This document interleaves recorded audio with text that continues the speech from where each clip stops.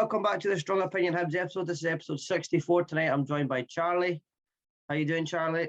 Not good, mate. Not good. I think we're all feeling the same. And I'm joined by Amaruso, let it run on Twitter, a Jambo Scott. How are you doing, Scott? You're a wee bit better than us, I'd imagine.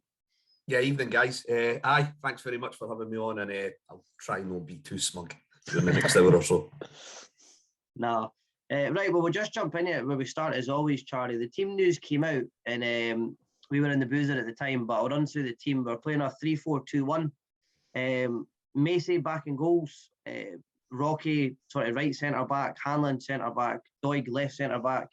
Cadden right wing-back. Doyle, Hayes and Newell in the middle with Harry Clark left wing-back. Two sitting in the front three of Miller, Melkerson, Andre Wright. What was your thoughts when you seen the team, mate? This is a problem, mate. So many changes in the team all the time. Like, why did Dabrowski get dropped? I know we say it every time Macy comes back in, but this is the issue, mate. Like, where you're going into the derby where we last derby Dabrowski was the man of the match for the Hibs side anyway, and like he's getting like it just doesn't make sense to me that Maloney's insistent on playing a keeper that's just shite. Like Macy's so bad, and he's. I know he's our number one keeper, but he's just awful. And was happy to see Dre Wright start because I thought he looked all right when he came off the bench against United. Obviously, we'll get into how he played, but no, I think the team was sort of as to be expected. But I was really annoyed that Dabrowski got dropped again. I was really surprised that I was surprised Jasper didn't start.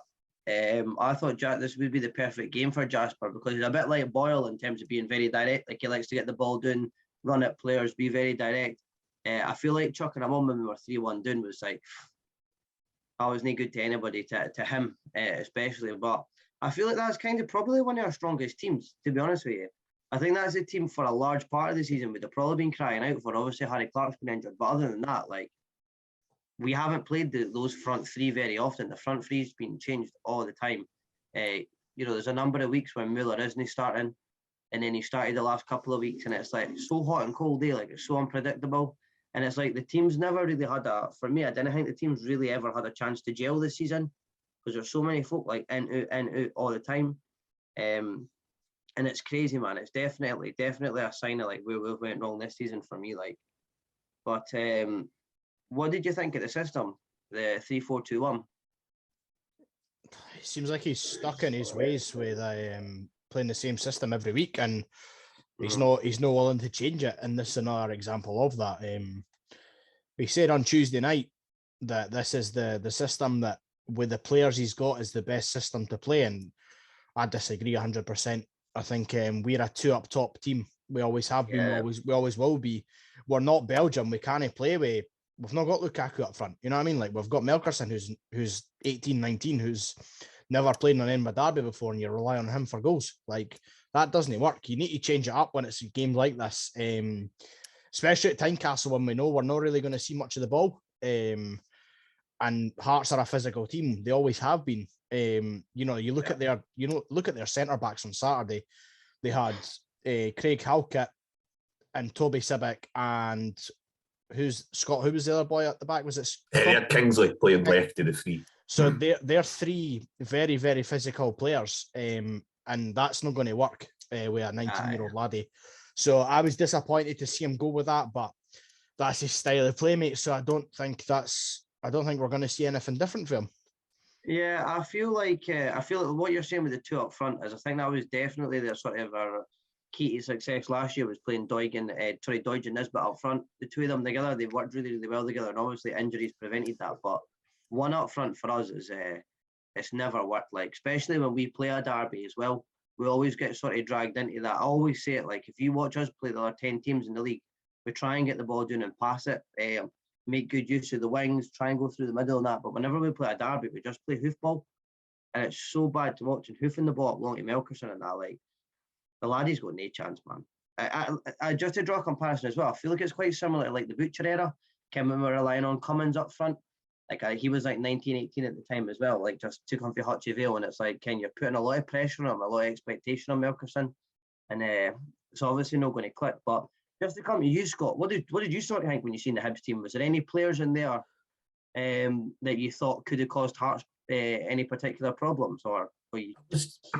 I was a little bit surprised that they decided to go with the sort of shape and format that they've played predominantly under Maloney, just purely because of Easter Road. He did flip it up a little bit. He did switch it a little bit. They went a bit more back to front the Easter Road a couple of months back, and I felt that although Doidge didn't offer a lot in terms of running the channels and showing for the ball, he made his presence felt on the time. Hold-up play is really good. It just made guys like Civic and Moore, who were playing that night, feel quite uncomfortable.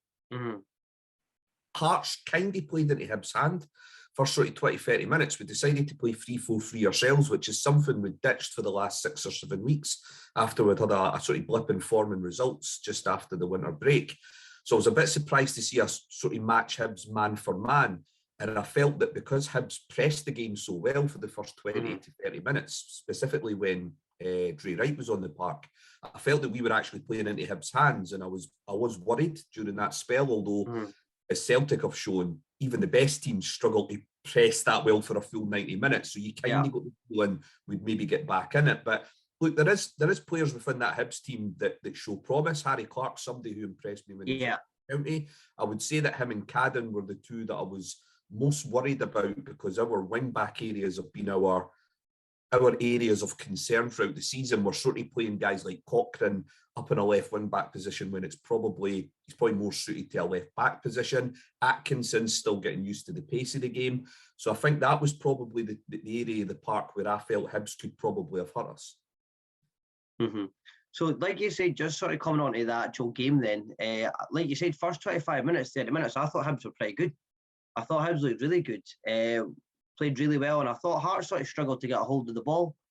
I think that's what I like seeing for Hibs as well. Like when they go play Hearts, like instead of getting dragged into that hoofball, we actually put our foot on the ball and try and play. Like we're a decent side, and it sort of serves us really well. But what did you make a Hibs start to the game, Charlie? I thought we started really well, mate. And we took the goal at the opportune moment. I thought, the first sort of 10 minutes we looked very good. We were battling for the ball and we were winning it, and we were switching it nice and playing some good passing. And I thought we started the game really well. And I thought if this keeps, it would have been hard to keep that intensity for the 90. But I thought if we can keep this up for the majority of the game, I think we might be able to take at least a point. I thought we started pretty good. Yeah. I think from our goal, it came through like being on the front foot, and we were very, very quick to react. Like it starts with Macy, very quick distribution. He gets the ball out to Clark on the left-hand side, and Clark, like you say, is a big, powerful laddie. Like, and he looks good running at players. Like he looks really confident in himself. Really good passing to Dre Wright, and Dre Wright does what we've not done at all this season. Takes a good touch inside the opponent's box, cuts back inside, and instead of panicking and looking for a pass, just has a shot and goal. And it's sort of a hit and hope, because it obviously takes a deflection and gets a bit of luck on its way in. But I feel like when we went 1-0 up, we were pretty surprised. I think the fans were surprised, because I think, to be honest with you, going there, I think we expected probably a bit of a doing or a 0-0. And the fact we took the lead, I think we were shocked. And I think Hearts were pretty shocked as well. What's your thoughts on that, Scott? Yeah, definitely. I mean, it was a good break, especially for our own set play. It wasn't a great ball in for Mackay, and then I just felt we were a bit complacent, sort of getting back into position, back into shape. But to be fair to Hibs, it's a good early ball for Clark. It's a good run for Wright, I think, specifically more than anything else. And then Cochrane does what you should never do with somebody who's predominantly right-footed, and that's show him inside. It was poor from Cochrane, it was poor from Hearts, but didn't win the lottery if you didn't buy a ticket. Wright does the right thing, gets a shot and goal. That's something Hibs should probably see more from their team, is have a goal once you're in the box. They had one or two opportunities shortly after the goal where you were just, well, if you're of a Hibs persuasion, you would have been shouting and screaming at them just to have a bit of a dig, like what happened with the goal. You never know what might nick in off a Hearts player. So it was a decent goal, it was a decent breakaway for Hibs, but obviously from a Hearts point of view, there was definitely a lot of things that we could have done well, but that definitely set the tone specifically for the first 20-25 minutes, and they had a couple of decent half chances after that. I think the one that springs to mind is with Melkerson after about 10 minutes, where Neil plays in a good ball, good movement for Melkerson, and thankfully for Hearts, Halkett just manages to match his run. just in at the front post area, almost nips it past Gordon. But like you say, that's it. That's been our our season in a nutshell. If you don't buy a ticket, you don't win the lottery. I mean, the amount of times we've said, even going way back to the start when we played Rijeka in the Europa League at home, like the amount of times we were on the edge of their box and it was like sideways and backwards instead of just having a pop. It's unreal, and it's really been our sort of Achilles heel all season for me. That opening 25 minutes, I thought Hibs looked decent, but then I thought they started to Hearts grew into the game, and we sort of sat off Hearts, and I think that's probably one of the worst things you could do, especially with being at Tynecastle, like how sort of intense a stadium it is and how close you are at the pitch. Like you want to get in their faces and you want to make it quite an ugly match and break up their play. And I feel like we just, after we scored 25 minutes, we just sat off yous. And the more we sat off yous, like it invited Barry Mackay to get on the ball.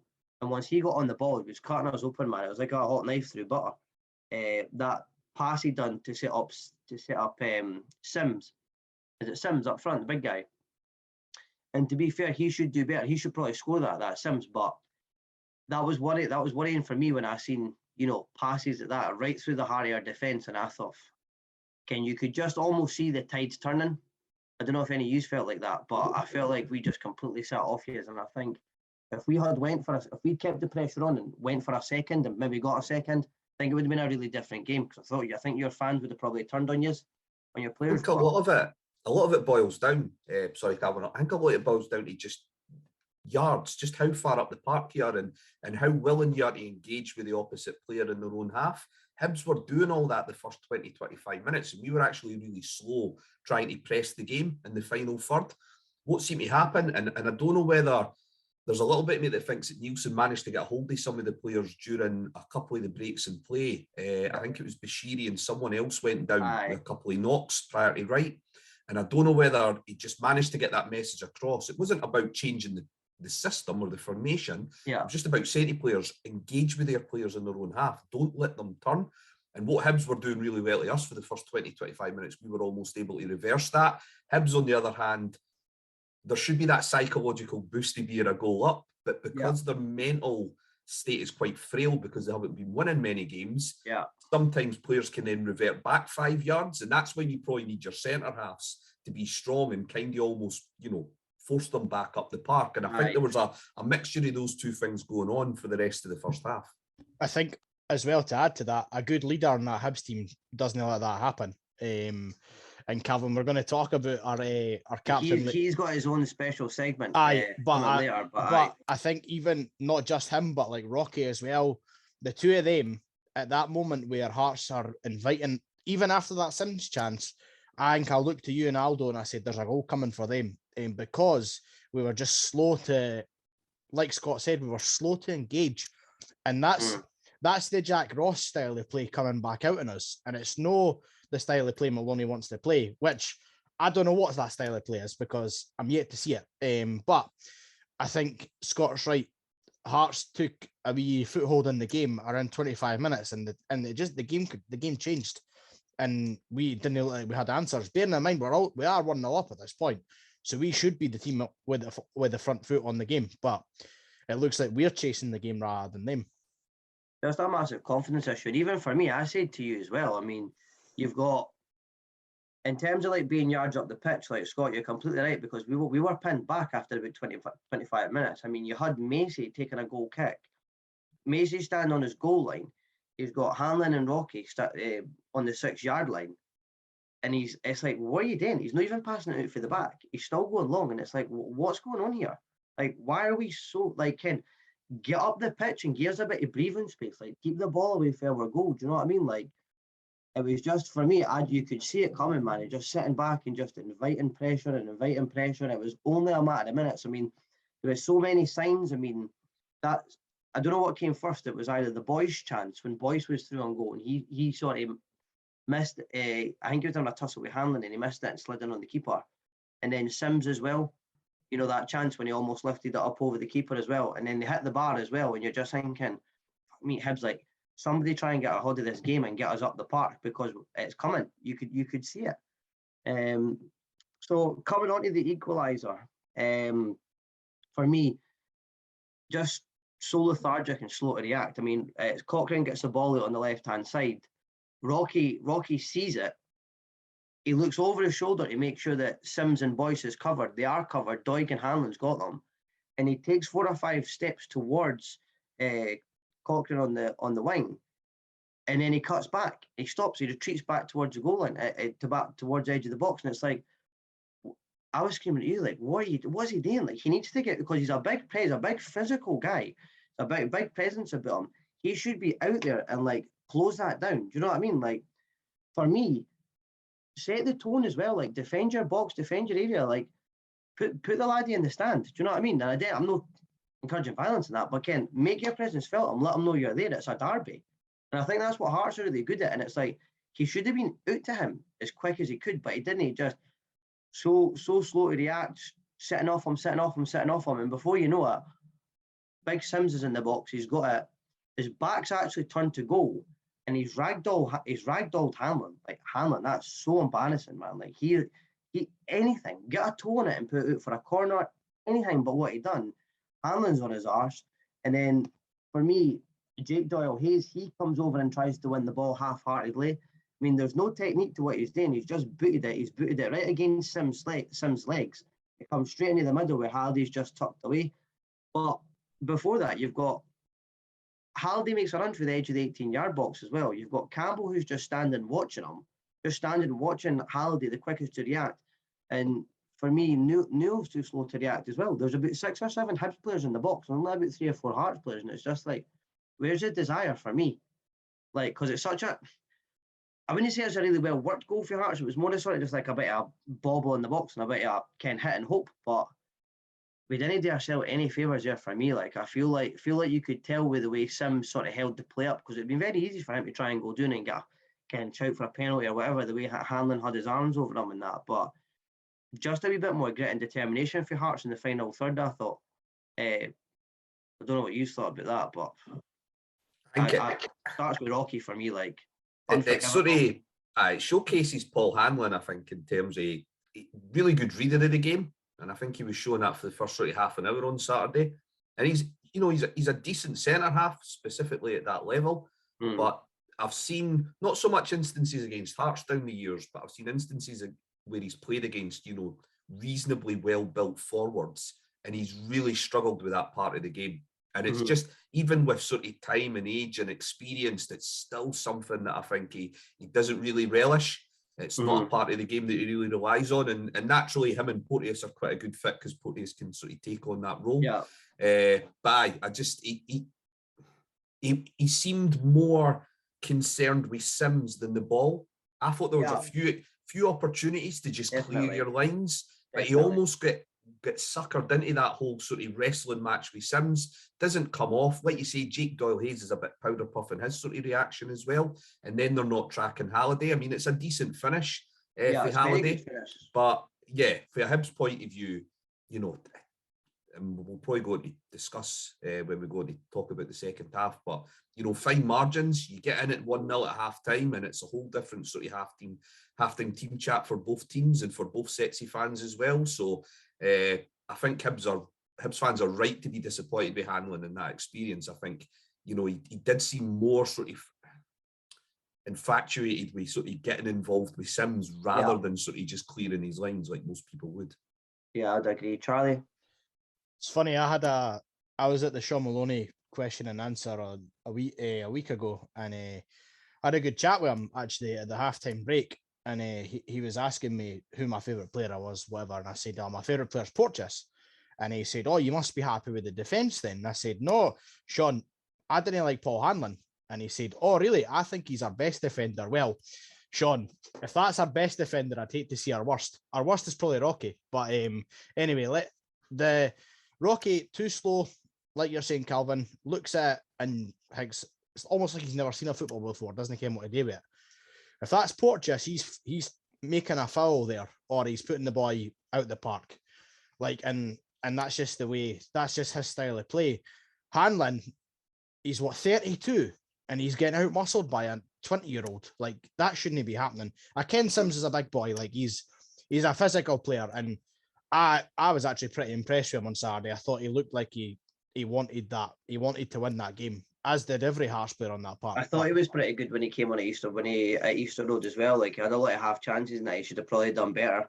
And but like Hanlon, like he wins the ball and then Sims wins it back. Like, you've got to do better there if you're winning the ball. And then you're right, Calvin. Jake Doyle-Hayes. What was that? Like, try to come in and take the ball, misses the ball. Paul Hanlon fluffs his clearance. Halliday on a plate, 1-1. Like, it's just awful, man. And such a good finish as well, because to be honest, if you look at the replay, it's probably the only place he could have put it. Mhm. Like, posting in as well. Like, it's just like, fuck's sake, man. Like, get anything on that. I mean, Doig on the line in that as well. Like, and Matt Macy just very poor. Very poor for everyone. Macy shouldn't be getting beat either. Like, he's 6'7". Like, he should be able to save that. You know what I mean? Like, it's hit hard and fast, but we should be going in 1-0 up at half time. And even at that as well. Like, I mean, you can all see the clock on the side of the board there that runs along it's 42 minutes on the clock or something. You're thinking, Chris, let's keep it tight. Let's get to half time, Ken. Let's try and weather this storm and see. Because I reckon if it had got to half time, my mate's a big Jambo, and he was saying, see if it had got to half time 0-0, like round where he was sitting in that, like guys like Halliday and that, they were getting pelters for their fans. Like, he reckons that the fans would have turned on them and that, and it could have been a different game. Like, if we'd weathered that sort of, just until half time, then maybe 10 minutes after half time and see where it went, it could have been a completely different game. But it's not even that, mate. It's like we should be willing to make a tactical foul. Like, you shouldn't be scared of picking up a yellow card in a game like that. Aye, that's Rocky before the ball comes into the box. So aye, but that's what I'm saying. He's got to make himself felt. His presence felt out there. You're right about all that, Calvin, and it all comes down to game management, and that to a degree comes from Maloney himself. And when you consider you're 2 or 3 minutes away from half time, or pretty much right on half time, even before you get on, we start and deep dive into analysing what Hanlon could have done better, or Jake Doyle-Hayes, or Newell, or Macy. Where's Chris Cadden in the run up to that?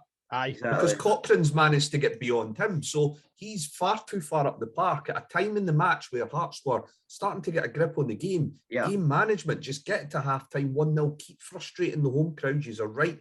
Home crowd were definitely frustrated by that point in the game.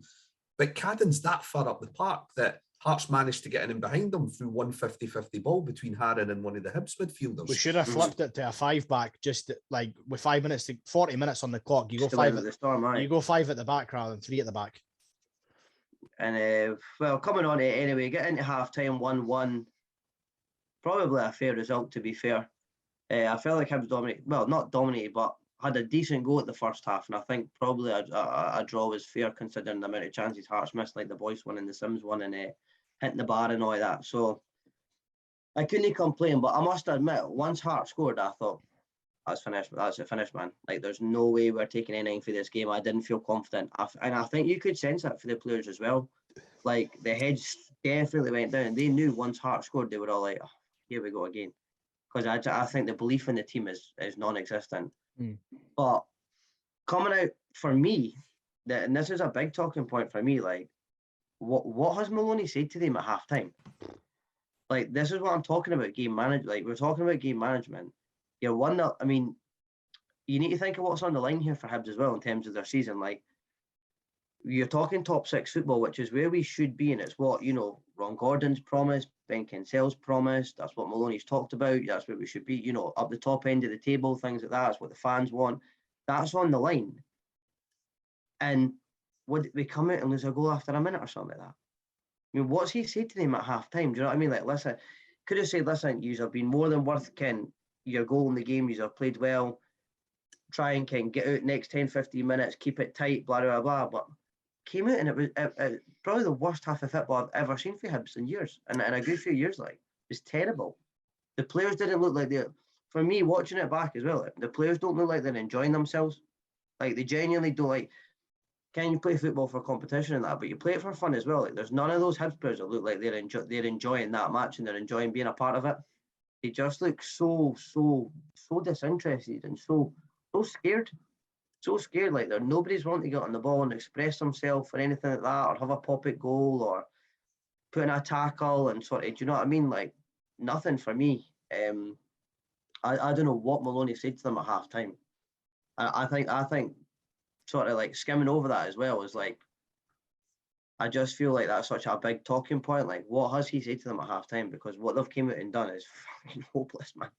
I think this is evidence of the biggest risk in taking somebody like Maloney on in the first place. So you look at somebody Maloney and where he's been coaching the last 3 or 4 years, there's a couple of things that you can take as a given. He's going to come in and the players are going to love the Monday to Friday stuff. I don't think, even if Maloney is to lose his job over the next few weeks or during the summer or whatever, I'm pretty sure that when those Hibs players get interviewed afterwards, they'll all say the same thing. Love the coaching, love the training, love the Monday to Friday stuff, all the innovative things, all the ideas that he's got in terms of shape and how we implement it. The risk with bringing somebody this inexperienced as a man manager in is going to be these halftime talks. Yeah. And not just Saturday. I think there's a few times I've watched Hibs in terms of highlights and sometimes live matches come out in the second half, and it's pretty similar. Teams. It could, I mean, it's maybe not all down to Sean Maloney. I think this was a bit of a byproduct of Jack Ross's era as well, where they tended to sometimes, tailor off into the second half of matches, even if they'd started well. So I don't know whether this is still something that Maloney's trying to work on and he can't with this current crop of players, and it's going to take another sort of transfer overhaul to fix. But they definitely came out, and again, it's body language. They just won it at the races. Hearts won the first couple of 50-50s. We got a couple of set plays and then sort of took an early lead, and they just never recovered for that. I'd agree. Charlie, any thoughts? I don't know what he said at halftime, mate, to be honest. Like, I didn't see what time, Scott, you might know. Do you know what time the second goal went in? 46 minutes. Like, that says it all, really, that you come out and a minute later you're 2-1 down. And it was funny, we were saying at halftime, me, you, Jack, and Aldo, and that, like, the next goal is the important one here, and Hearts get it, and it's game over for me, really. At 2-1 down, there's not one Hibs player that looks disappointed that we've just went 2-1 down.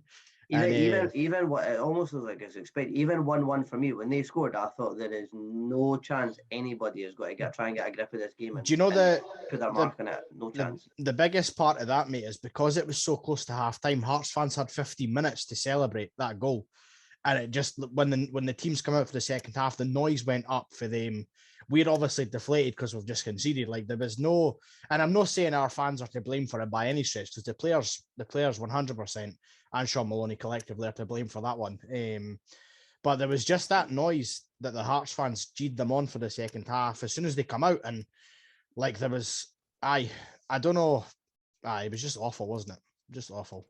Yeah, I think for me as well, like, especially at half time and that, like, how's Hanlon knowing they're saying, do you know what? We've been here before, like, draw my Hearts. Okay, and I've came in and we've been losing 2-0 in that, and we've turned it around. Like, we're still in the game. Do you know what I mean? Like, try and G them up in that. But they come out and it's just fucking hopeless, man. Honestly, it's like, it's actually so soul destroying. It's crazy, man. I think as well, games like Saturday, just derbies in general, what Hibs are missing, and again, this isn't an easy fix, because you're talking about trying to replace somebody who's probably been one of the best players of the last 10 years, but yeah, they lack players who have the bravery to carry the ball 10, 15 yards up the park. Clark's absolutely one of a few, just looking at him the last couple of weeks and from what I saw him at Ross County. But they miss guys like McGinn and that, guys who are just, they'll get their foot on the ball, they'll win fouls, and they'll drive up the park. Neil's a neat and tidy player, and he's a decent player at what he does, but they really do lack players like that who, when their backs are against the wall, can sort of see out and ride out that sort of tough 10, 15 minute spell. And instead, they were treating the ball like a hot potato the first 10, 15 minutes of that second half. They were just playing it anywhere. They weren't really finding any Hibs players, even guys who have been predominantly quite decent this season, like Cadden. That's probably the worst I've seen him play in a Hibs jersey. I think that it's not just what happened during half time. It's that initial couple of minutes and just not having those experienced players or players who are brave enough to carry the ball. And again, it goes back to Maloney and what he's trying to achieve just now. He wants to play a 3-4-3 system. And for that system to work, you need central midfielders who want to take the ball in tight spaces and turn and play forward passes. And I think Newell can fit in that system. Jake Doyle-Hayes, can't say I've seen enough from him to suggest that he can be a success within that system. And then you go back even further, and I'm maybe going off into Tangent Valley a little bit with this, but you look at somebody like Bashiri and bringing Bashiri in, that's Maloney's choice to sign Bashiri. Now, yeah, you need your centre halves to be comfortable on the ball in a back three, in that 3-4-3 system, and ideally capable of switching with the right wing back and alternating positions. He is not the guy for that. So whoever's approved that signing, clearly there's been no discussion or proper recruitment or scouting done on that, because there's no way he fits into that system. So there's a few problems there. Sorry. We were promised when Rocky came in he was a good ball playing defender, and if that's a good ball playing defender, then I've got a chance. I think he needs time to settle on that. Like, didn't get me wrong. Like, I think we've had worse than Rocky at the club in recent years, but I think he obviously needs time to settle on that. And the teams, I don't think anybody in the team's played particularly well this season, but he's definitely at fault for some of the things that happen. But at times, you know, he can throw himself about in that, and he's a big physical presence in the box and that. But for me, Rocky is he's part of the problem. But I do feel a wee bit sorry for him, and I feel sorry for him, like I said, just because he is only 20 years old. He is inexperienced. He's not really played a hell of a lot of first team football. So it is a big ask for him, really. Do you know what I mean? When he first came in, he played 2 games and then he was dropped because Maloney said, "Oh, he can't play week in, week out," and he's played every game for about 2 months. Like and he's when he was it Norwich? Aye, Norwich. Aye, like he never really played much games for them because he was injured, and like he's probably still struggling a wee bit with an injury. I think in Maloney's defence as well, obviously Clark came in and got injured. So I think at the time that he probably made that statement, he maybe did think he wouldn't play as much. And then obviously Porteous has been suspended in that. I think there's a few reasons why he's almost had to play. I mean, McGinn's been in the picture as well. McGregor's not fit either. So like, he's finished. But for me as well, like you said, like you know, Hibs have got a young team and all that, and I've seen Maloney using that as an excuse, but that was something that Hibs have aimed for. Like Gordon outlined it in his AGM, saying that, you know, they wanted to lower the average age of the playing squad. He said that when he was. And it's like, you can't then come out and say, you know, we're inexperienced, we've got a young squad. That, like, you're pushing for a young squad, and do you know what? Like, sometimes having an old head in there isn't the worst thing. Isn't necessarily a bad thing. Do you know what I mean? Well, you look at Hearts. They've got Halliday, who's mid to late 20s. They've got Halkett. Then you've got Craig Gordon and net. Like they're all experienced heads. And it's funny, Ron Gordon said that when he was on our podcast as well, Calvin, that he wanted to lower that average age. And that only really works, I think, if you've got a few players who maybe are like early 30s in the team as well, that in those valuable areas, like if we had a centre midfielder who was maybe late 20s, early 30s, that would do us the world of good, I think. Because I just feel like the big difference between Hibs and Hearts is Hearts over the years have had players like, and in the last couple of years have had players like Stephen Naismith, like a bit of an ugly player, hates Hibs for some reason. Do you know what I mean? Like, enjoys the derby, enjoys getting involved. You know, guys like Craig Gordon as well. If you watch Gordon's reaction after Hibs go 1-0 up, he's like that, just calm down. He's been there before, he's done it, he's seen it, he's got the t-shirt. He knows there's still plenty of football to be played. You know what I mean? And he calms the squad. For us, when we go 1-0 down, when we come back to 1-1, you're looking at that team and there's nobody there that's really been there before or done it. Do you know what I mean? Like, they're all new and they are all young. But that's choice. I mean, Maloney's got the choice. Allen's on the bench, Stevenson's on the bench. Yeah. Boyd is completely out of the picture. So this is where Maloney's not doing himself any favours. And I do think he does deserve more time, which we'll probably touch on possibly later when we go to talk about next week. But for me, you can't bemoan the age of the squad if you make that conscious decision to leave. I mean, I get with Allen if you had an intent to press the game early on for the front. Scott Allen's probably not the guy you want playing centre mid, but Lewis Stevenson could quite easily have slotted in and played left centre, and then you could have then pushed Doig further up, which then would have maybe allowed you to have played Harry Clark somewhere else within the team as well. Have Clark right mid and play Cadden centre mid to get a bit more legs in the centre of the park. He does have a few more options than I think he's admitting to just now, and he's making that conscious decision to push through these changes at a time of the season where it's really difficult. You know, you come in mid-season, you've got one transfer window, and we all know how difficult that is in January to try and get the best players. But to leave somebody like Stevenson out with his experience was a surprising one for me. And if he doesn't fix it for this Saturday, I'll be even more surprised. I really would be surprised if he isn't in the first 11. So to sort of skip past that, we come on to the third goal as well. Again, Halliday again, good finish, but you know, Campbell again. Melkerson gets done with the back heel from Mackay, which is a good layoff, and then like we haven't done all year, he just has a pop on goal and goes right past Macy. But for me, Macy's got to do better there.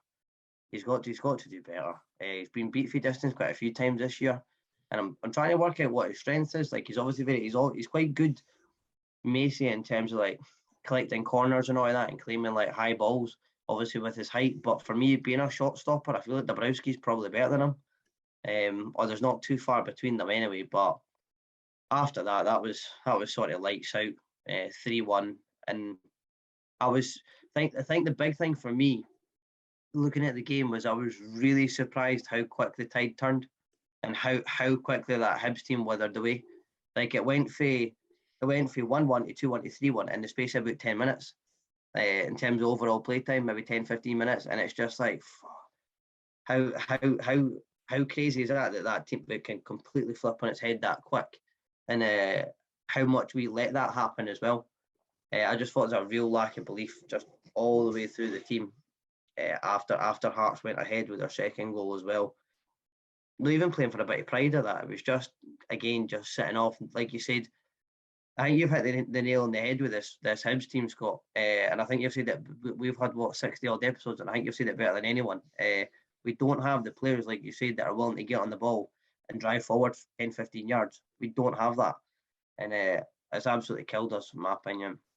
Killed us. But that just don't know if you have any talking points on the third goal. Anyone? I mean, not so much on the third goal itself. It's a decent goal. Naturally, I'm going to look at it from an offensive point of view and say we've done well. Cochrane does well in the build-up. Mackay's got a nice little back heel, and it is a good strike for Halliday. I think it's maybe a bit harsh on Macy, but then I always think sometimes the taller you are, the more difficult it is to get down. Probably. That maybe his height actually goes against him sometimes with some of those efforts. I think after that, the game just sort of peters out. A lot's been said about Hibs substitutions. I'm not quite sure if Maloney was actually trying to protect one or two of the guys that he's relying on next week.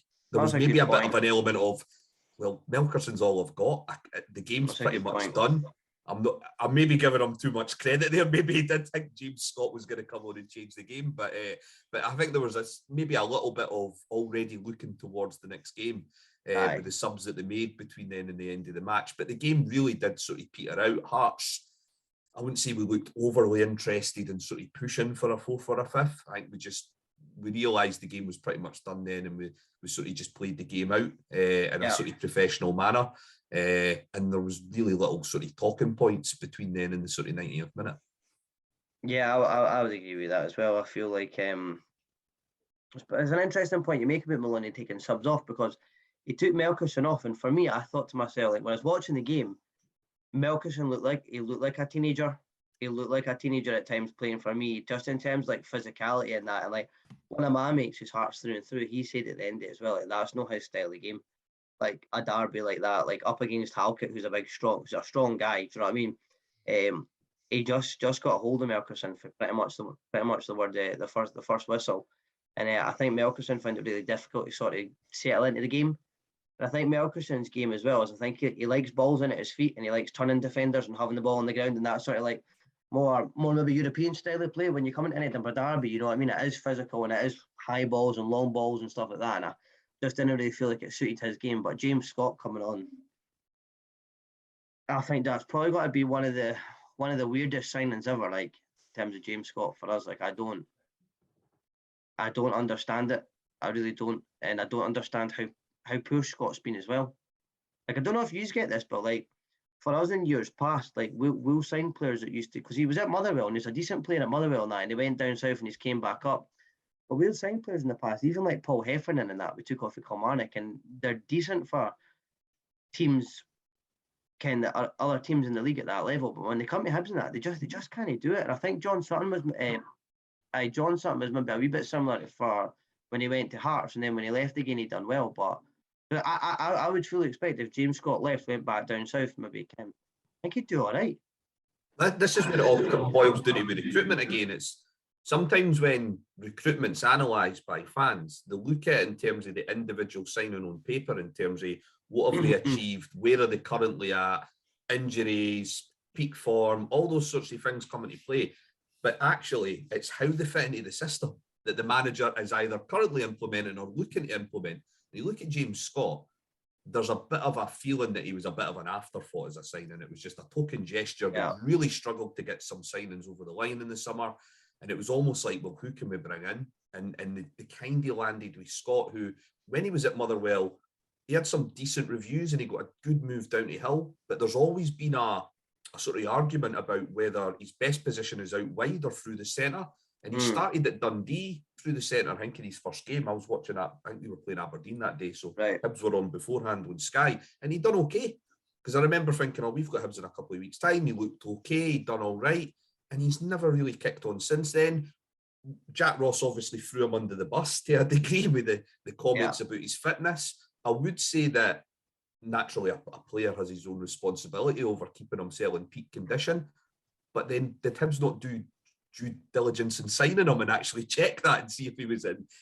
Which again, maybe adds weight to the fact that his signing was a bit of a desperation signing and they just thought, we'll just take anyone on just to beef up the numbers, especially because they knew that Doidge was out injured for the first few months. So to a degree, I feel a bit sorry for him. But again, I just think his substitution, there was a little bit of, let's just keep, Nelkerson under wraps for next week. Let's just try and, keep him fit for next week. And there wasn't a lot to lose by that point. I think Maloney probably knew that the game was pretty much done and dusted.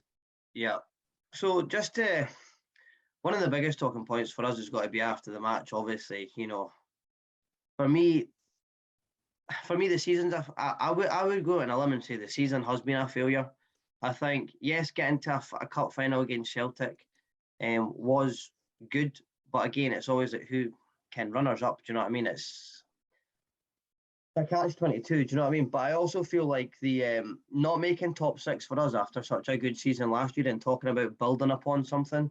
Like for me, I don't think we were a million miles away from being a good. I don't think we're a million miles away from being a good team. And I think the team that Jack Ross had was a good team. And I feel like we've sort of ripped the heart out of it, and we're trying to do this massive rebuild when we don't actually really need to do a rebuild. For me, that's sort of my thoughts. I think there were a couple of tweaks away. I don't think the team that Jack Ross had assembled were that bad. Nah. They obviously were quite reliant on Martin Boyle, and regardless of whether Ross or Maloney had been there this second half of the season, losing him was going to be a huge blow to the squad. But when you think back to the conversations and the interviews that the players had in the immediate sort of aftermath of Ross leaving, I don't think the players were unhappy. I think the players bought into what he wanted to do. I completely understand why Hibs fans had issues with the style of play. Yeah. And ultimately, you now look back at that and you think, well, look what's happened. They've then went for an ambitious appointment. I think naturally Maloney is an ambitious appointment, and some people say, I hate that sort of phrase, out the box, but it's the only one I can think of after doing a shift at work. But yeah, I think they've tried to think out the box. They brought Maloney in.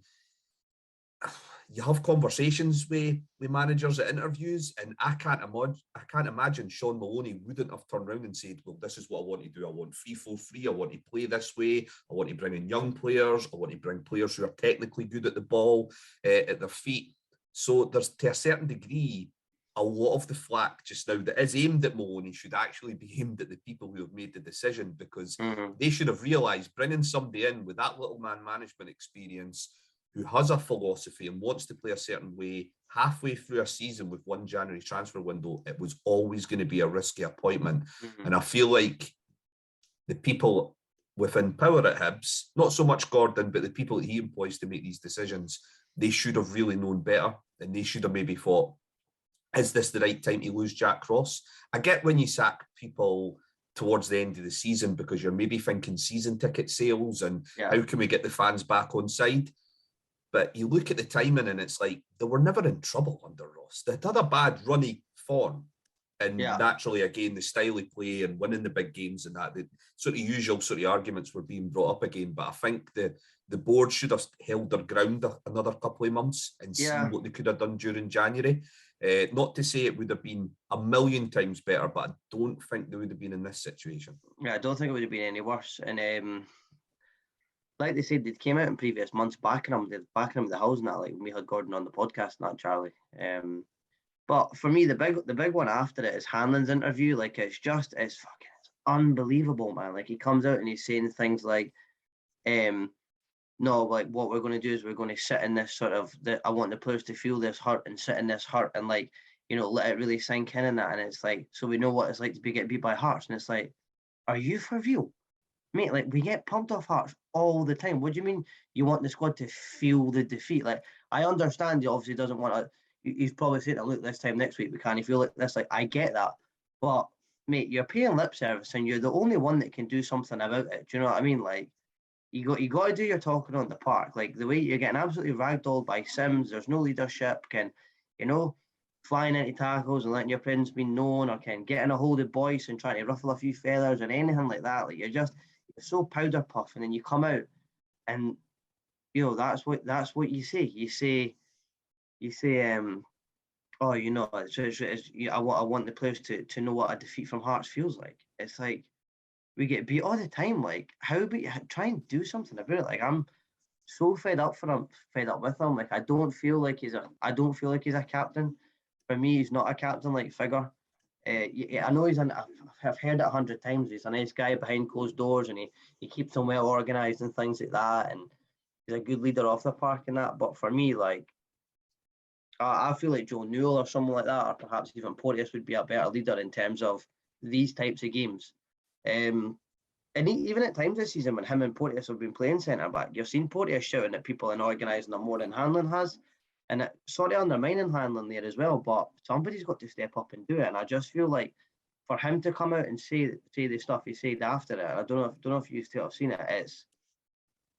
It's lower than embarrassment. It's just like, mate, just say nothing because nobody's buying it anymore. Like we've heard it 100 times. Do you know what I mean? I'll let Charlie come in on this because I know he'll definitely want to say something.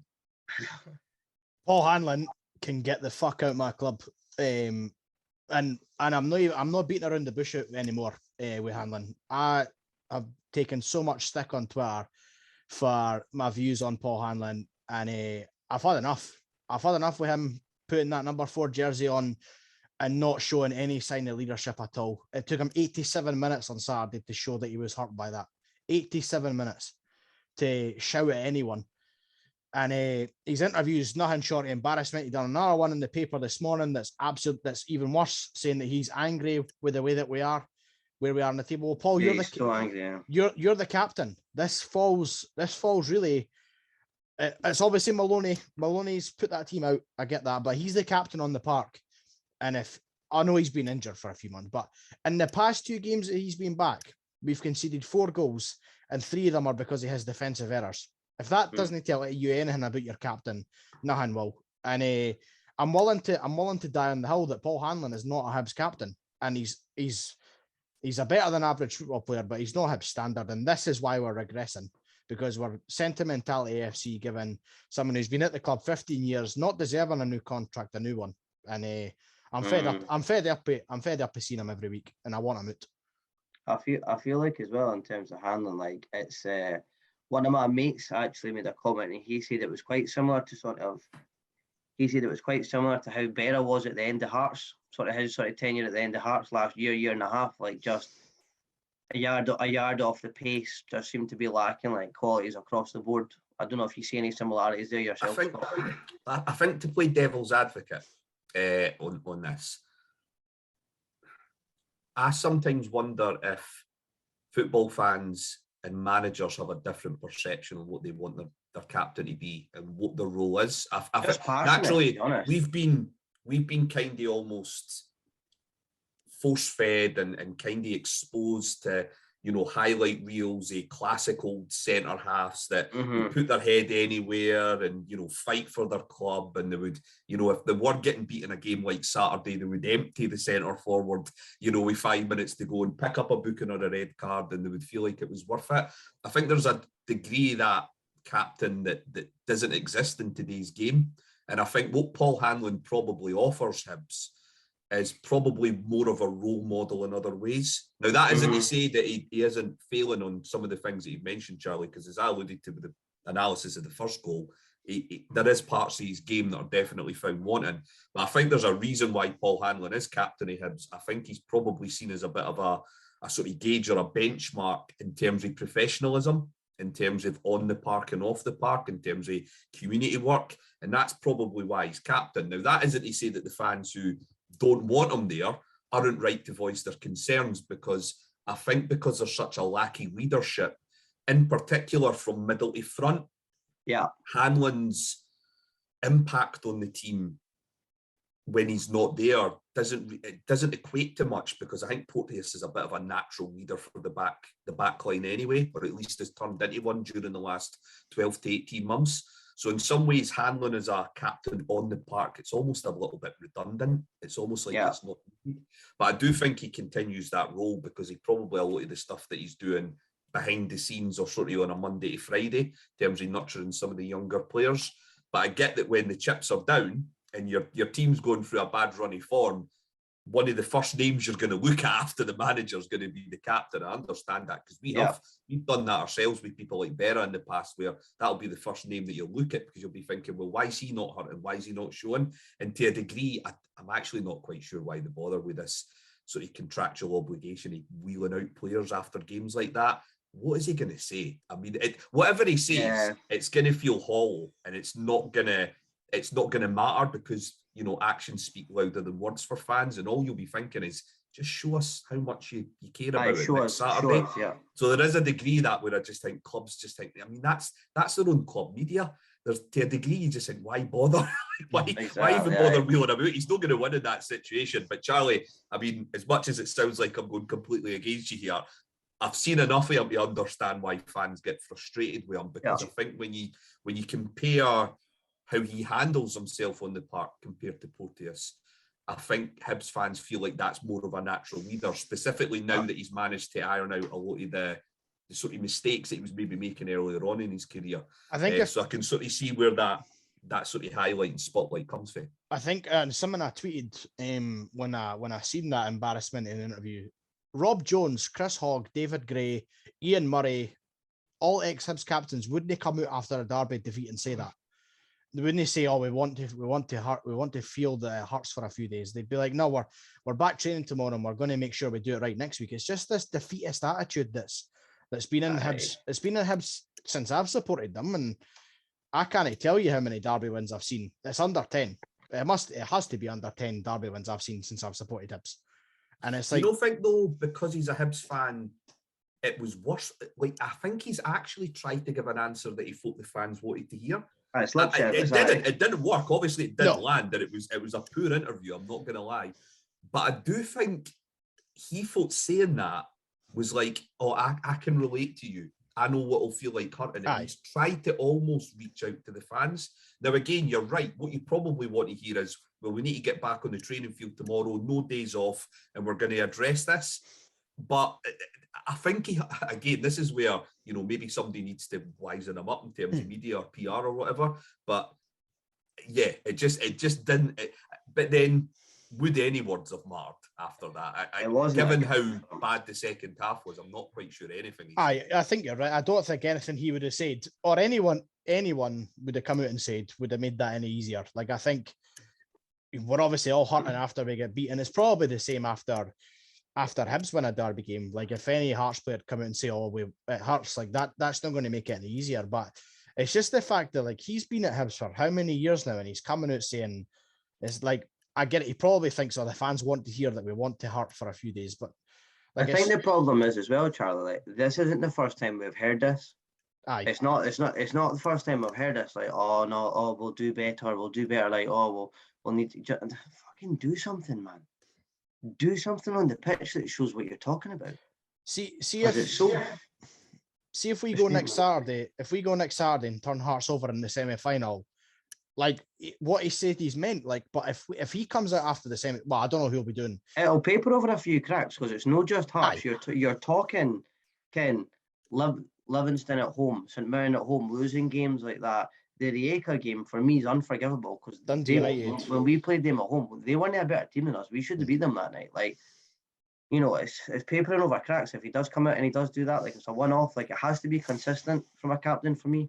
Like I'm saying, though, if we win next Saturday and he said we felt the heart and we put it right, fine, I'll accept that. But if we get beat in the semi-final and he comes out and he says, I want us to feel the heart after getting beaten in our derby, I'm not going back to Easter Road this season. I'm not going to another game this season if that's the same defeatist attitude. And I mean it, I'm not going back this season if that's what happens if we get beat next week. Like, I'm finished with that. If you say something like that, fair enough. But right, coming on to next week then, obviously a lot of folk are saying that's the warm-up match and for the big one. So what will Hibs have to do differently at Hampden? You said you had a couple of ideas, Scott, because I think all us Hibs fans are sort of running out of ideas. This might sound a little bit disingenuous because I'm obviously on a Hibs podcast and I kind of almost need to kind of work twice as hard to kind of cover for my allegiances to the other half of the city. But I don't think the chasm between the two teams is as big as Hibs fans believe it to be off the back of a game like that. Yeah, Hearts are probably well drilled. They've probably got a better shape. They've been working on it for 2 seasons under the same manager. There's that continuity in terms of team selection on the most part. We've had a couple of injuries recently. So we've got all those advantages. Plus, we've got Barry Mackay in the team, which is probably a creative outlet that I don't think Hibs have. Not just within their team, I just don't think Hibs have a Barry Mackay player in their squad. So there is those advantages. What Sean Maloney needs to do is just get past his philosophy for that one game and just go, what do we need to do first and foremost? Because Hibs technically don't need to win the game on Saturday. They can draw the game and win on penalties. So what do? You just make yourself difficult to beat first and foremost. Win set plays and try and nick something off of that. So you play with 2 Banksy 4, you go Stevenson left back, you go Cadden right back, you go Porteous and Hanlon, Macy or Dabrowski. I think it's a bit of a muchness. There's not too much of an issue between the two. So you could really go with either, I would say. You then have Newland, Doyle Hayes in the centre midfield, Clark right midfield, Doyle left midfield. That way you've got 2 Banksy 4 that are pretty solid. You've got experience there, guys who have won derbies, guys who have played at Hampden. You've then got the chance to alternate both your wide areas, which would then add confusion to our team, especially if we go with a 3-4-3 again. And then you play Doidge and Melkerson up front. Melkerson's got good movement. Yeah. But if he's also got to try and take on the physical element of a game, he's not going to be able to do that. And that's what happened on Saturday. He had 1 or 2 half chances, but away for that, he was having to get involved in sort of 50-50s with Halkett. And that's easy for Halkett and Kingsley and Civic. So what you really need to do is get Doidge back in and just dispense with your philosophy and what you would love to do. We'd all love our team to play football and play football the right way, but we support Scottish football teams. It's not going to happen most of the time. So you've got to play to your team's strengths and you've got to use whatever experience you've got in that squad, which is why people like Doidge and Stevenson should be back in the team. Now, I hope for my own team's sake, he doesn't do that. I'd be quite happy if I see another 3-4-3 and I see Bashiri playing right centre-back. I don't think there's any chance he'll start. Do you think Hearts targeted Bashiri? No, I actually thought we were targeting Doig at points as well. Really? Right. I quite like Doig. I think Doig's a really good left wing back. Doig toils with long diagonals and also balls to the back post. I don't think he's particularly great at defending. Positionally speaking, he gets caught under the ball quite a bit. And I think the boys' half chance, I think that's actually Doig rather than Hanlon. So the top high. So I definitely think we would have probably aimed for that. Probably Bashiri as well once we started watching him for the first 20 minutes. I think second half we were definitely aiming for him because a lot of the play was coming down our left and Mackay was kind of drifting out left quite a bit in the second half. But yeah, definitely, 2 Banksy 4, get Doidge back in the team play Stevenson, get as much experience as you can in that team, and just spend the first 20, 30 minutes, similar to Saturday, winning 50-50s, pressing the game, get the fans on side. That's what you want. You just want to make sure you're in the game long enough so that the fans start to get a bit more belief, the players feed off of that. And like I say, Saturday isn't about necessarily needing to win. I'm pretty sure for most people's, pulses, we don't really need a penalty shootout between Hearts and Hibs in a semi-final. But for Hibs fans, that's what they need to hold on to. There isn't this big chasm there. Hearts, the way that we play, and if we do go with a 3-4-3, we do offer teams chances. Like, you look at our back three when Suter and Kingsley and Halkett have been playing, you're thinking, we shouldn't be leaking goals. They're three really good centre halves with Gordon behind, but because of the way that we want to play in front of them, we do offer a lot of space in behind our wing backs. So there is chances there for Hibs if they decide to just sort of play it safe and be smart. But again, he done it to a degree at Easter Road, but whether he's willing to adapt, that's the making of a manager, somebody who can look at the game in isolation and say, what do we need to do to just stay in the game? Because just now Hibs aren't good enough as a squad to play their own game and just say, well, if we turn up, we win. Because if both teams turn up on Saturday with the way Hibs set up their team, Hearts will win, because Hearts have got better players just now. On the most I would agree, part. So that's just my sort of, that's just my tuppence on it. That's what I think they should do. I think you hit the nail on the head again. I think it's a really good sort of summary of what to do. I feel like, for me, I feel like pushing the system, like, it been good at times, and I think we've seen it at times it can work, but I don't feel like right now it can. And I feel like if he does make those changes, this is the thing though, if he does make those changes and he starts with Doidge up front and Melkerson, there'll be it'll cause an uproar regardless. If he does change it for the final, a lot of Hibs fans are going to say, look, he does, and if the result goes in Hearts' favour, if it goes the wrong way for us, and he's made these changes, he's put Clark right mid, and he's put Doig left mid, brought Stevenson back and things like that. Folk are going to say Maloney out because he doesn't know his best 11, and if he believes in his philosophy, why has he changed it? So I do feel like he's a bit of a catch-22, and like he probably, whatever way he goes, and if it doesn't go his way, he's going to get pelters either way. But I think as well, though, some fans, if they've decided already that they want shot at him, they'll turn their agenda regardless. So if he does change it, they'll say, oh, he doesn't know what his best 11 is. But then if he stays with it, oh, he's incapable of changing it. Exactly. When it goes against him. And I think there is going to be that split. I don't know how the split's going to go. It's going to depend on obviously Saturday's result. But to a degree, Hibs really didn't need this game.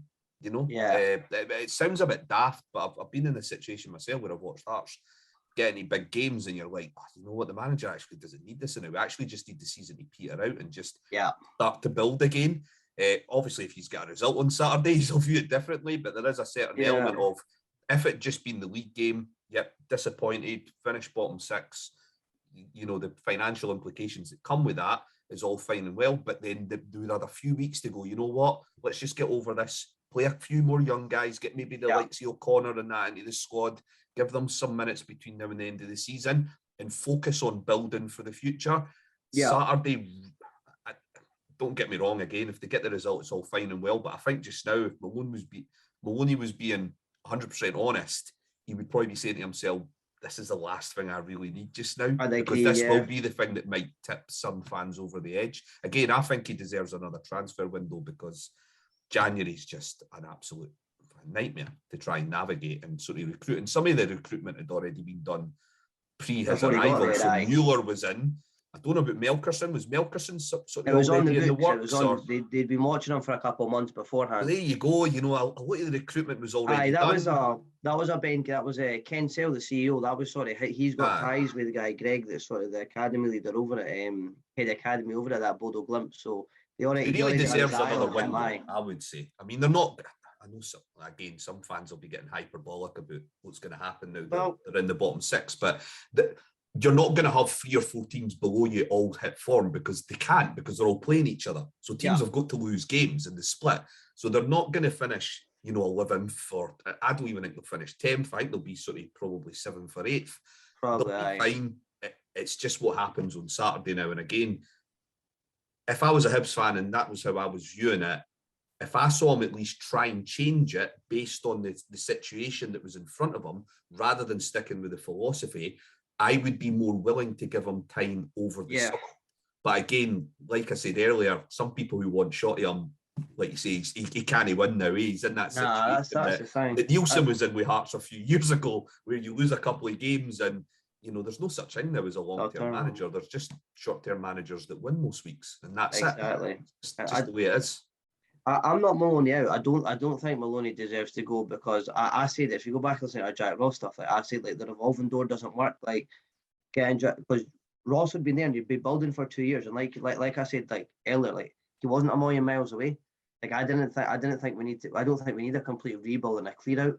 Like I feel like Maloney, well, gave him a 3.5-year contract. He needs 3.5 years. You're never going to see progress in the space of 6 months. Do you know what I mean? Like you need to give the guy the time. You're signing up for a 3.5-year deal. I'm quite prepared to give him 3.5 years, so that he can actually implement his philosophy and things like that. Because I feel like, it's obviously a results-driven business in that. Like I get that, but I do feel like Maloney will click, and I do feel like he might get it right. And I feel like we were a bit the same with John Collins. Like when John Collins came in, like his philosophy was a bit foreign in that, and he had like, because he'd spent time at Monaco and things like that, and in Europe, and he had like the players didn't like his philosophy and his style, because he had them on like diets and like was like how much fat they had in their body and things like that, and they had to be under a certain percentage and all of that. And see nowadays in football and that, like that's what happened in the Premier League. Like he was actually ahead of his time, and like I've got this weird sort of comparison in my head because I'm about an Arsenal fan as well, and I don't know if it's almost similar to Arteta in a way.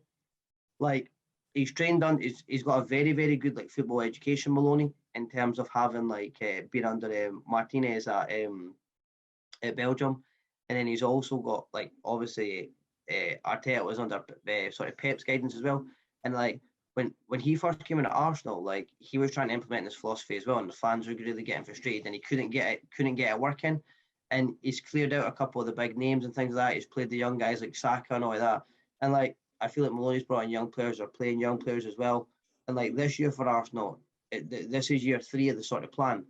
It's you're starting to see signs of it clicking now.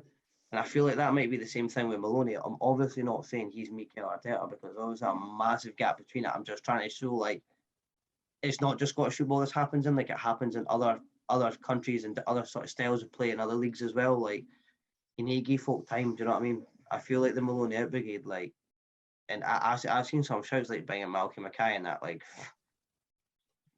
wow, he's peace. Seriously.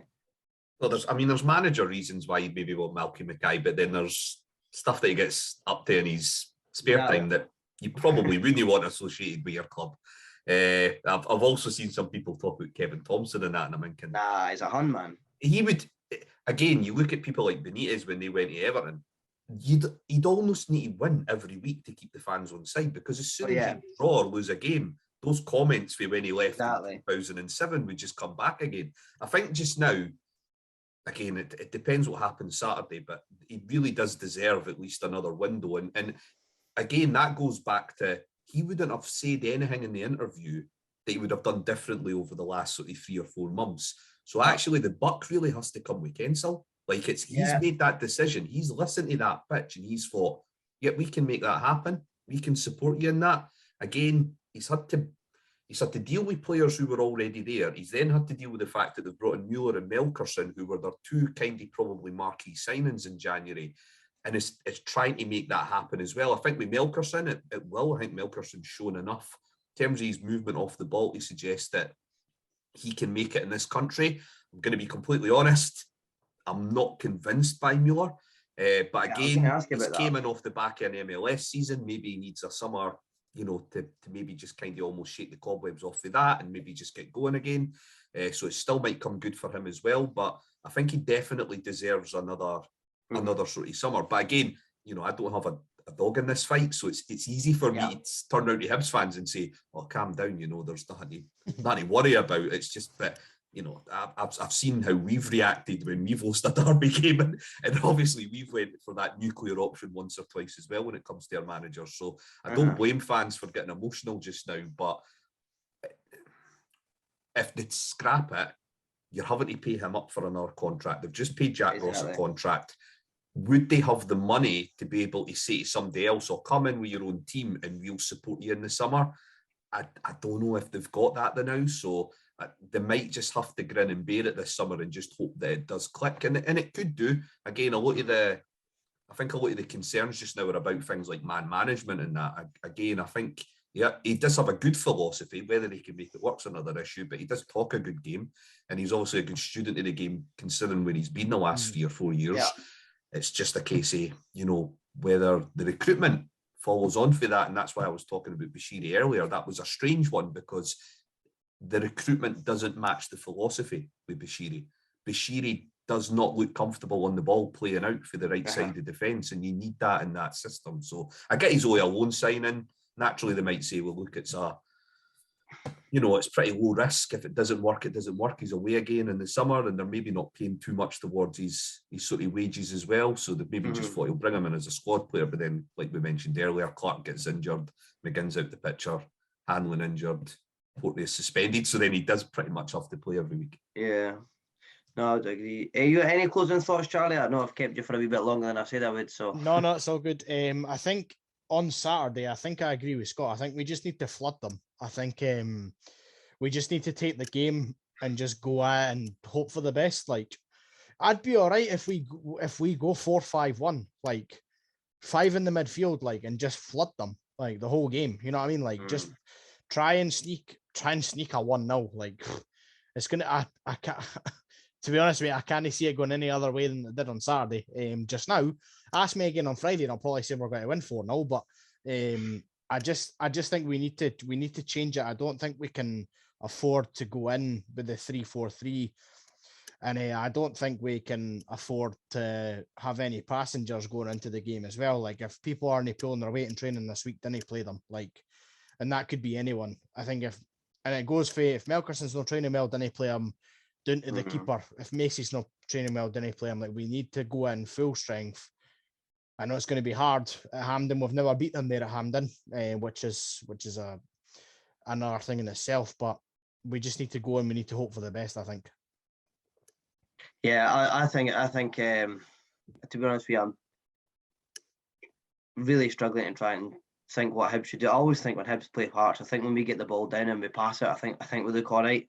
I think we just need to stay true to sort of our game plan and what we do rather than getting drawn into the dogfight, because we always lose it. We always lose those high ball games and the sort of physical games. But when we get the ball on the ground and we pass it, I think we cause Hearts problems. Maloney did say he's expecting us to be more physical than them. So I'm excited to see that. But I think we need to match. I don't think we need to be more physical than them. I just think we need to match them, and I think we need to play our game rather than worrying too much about them. Yeah. Because I don't want to be condescending to Hearts now, because they're obviously a good team.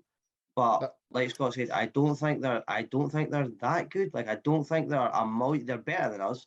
I don't think they're a million miles better than us. And I think, they've had a few slip up results now, like against Ross County, like the one in that the week before, but they probably had an eye on this on the game on the weekend just past, and one eye probably on the semi-final, when they can afford to drop points. But for me, it's just got to be a bit of belief and a bit of pride. Take a bit of pride in what you're doing. Do you know what I mean? For me, even if if they go out and they play as well as they can, and I mean, they're maybe unlucky and they get beat 1-0 or something like that. Like, give us something that we can see as progress. Like, I'm finding that I'm talking rubbish here. Like, I'm going off on a tangent, but I'm really struggling to sort of put into words what Hibs could do perhaps to beat them. I think we just need to get the ball on the deck and pass it and play football like we try and just stretch the game. Like, I know you have said about flooding the midfield, but actually you want to take the game away from the middle of the park. Harron and Halliday are tenacious. Harron's good on the ball, but neither of them have legs. If Hibs can stretch the game and use those flanks, like I mentioned earlier, that'll pull them out of position and that'll make them uncomfortable. And that's what Hibs need to do more of on Saturday. I think if they get involved in the middle of the park, that'll suit us, regardless of who we play, whether it's Devlin, whether it's Harron or Halliday. I think that would suit us if Hibs wanted to get involved in the middle of the park, because we've got a decent, strong spine to the team. But I would say our areas of concern has always been the wing back areas this season. And if Hibs decide to sort of stretch the game on a big park like that, that could come into their, you know, could possibly work to their advantage. Mhm. Well, no worries. Thanks once again for joining us, Scott. I appreciate it. It's been a good chat. It's been good to sort of get your points of views and things like that. It's been a really good conversation, I think. And Charlie, thanks for joining us as well. No worries, And mate. until next time, come on the Hibs.